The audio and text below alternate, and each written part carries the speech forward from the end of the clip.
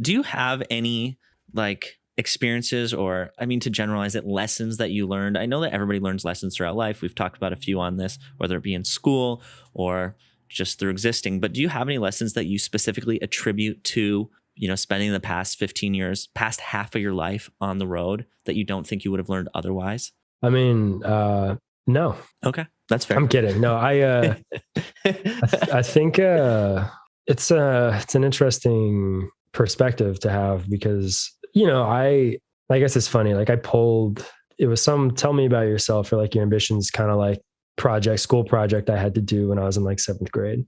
And at that point in my life, I was just beginning to go to shows. Okay. Had seen bands that kind of changed my life or at least gave me the idea of like, that's what I want to do. So I'm reading, I'm reading back to my, basically from my 7th grade self to my current self, cause I was, recently just kind of going through a bunch of. It's fun to do. Yeah. It's really fun to do. See how far you came or what you were like back then. Yeah. So I found this little like bio I had written up about myself and it was like, what do you want to do when you grow up? And it was like, I want to tour in a band, blah, blah, blah. But I had no perspective of like what that meant. It was just like, oh, I think this is what I want to do because I, whatever I saw a band and like, I just know that that's like, seems like something I want to do.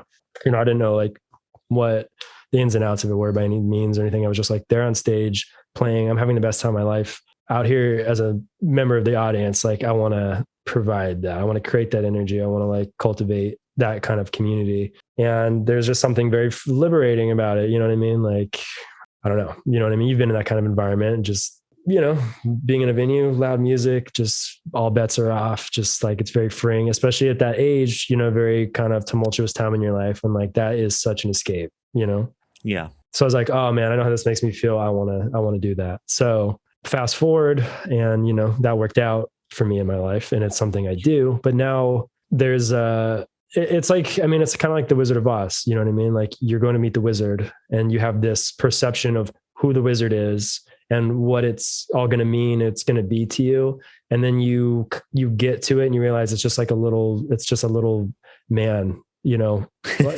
running the machine. Yeah. Spoiler alert. Yeah, exactly. So like, I think there's elements of it that hold up and there's other aspects of it that are like become very real. And you realize like, it's not just your dreams are perfect. You know what I mean? But like reality is completely imperfect and flawed. And so, you realize what the music industry is. You realize like the reality of everything. And like, there are still certain aspects of it that if you have the right, I think, mentality, you can preserve in terms of like keeping music or performance kind of sacred to whatever your idea of it is. And then there's other aspects of it that are just like, there's a game and there's like, there's managers and money and this and that and like expectations and of what maybe your audience wants from you or what these people above you want from you or things aren't always rosy between maybe you and the guys you're in the band with. Complicated. Yeah, but I can say, at least in this point, like having gone through all that, like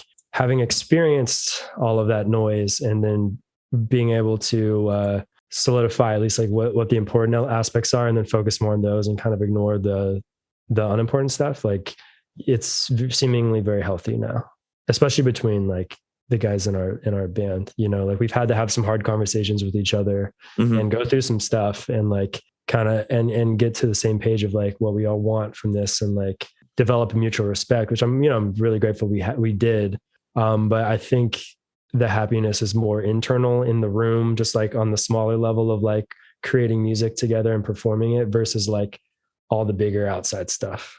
I think you realize the sacred stuff is just kind of like closer to home and everything else is this, it's great. And it's like, it's a nice consolation to all that. But like the real meaningful stuff happens, I think outside of the public eye or, on stage, but those moments are brief. So it's hard. I think if anything, it's just like, it sounds very cliche, but like not taking it for granted or maintaining a perspective and not just getting used to this phenomenon.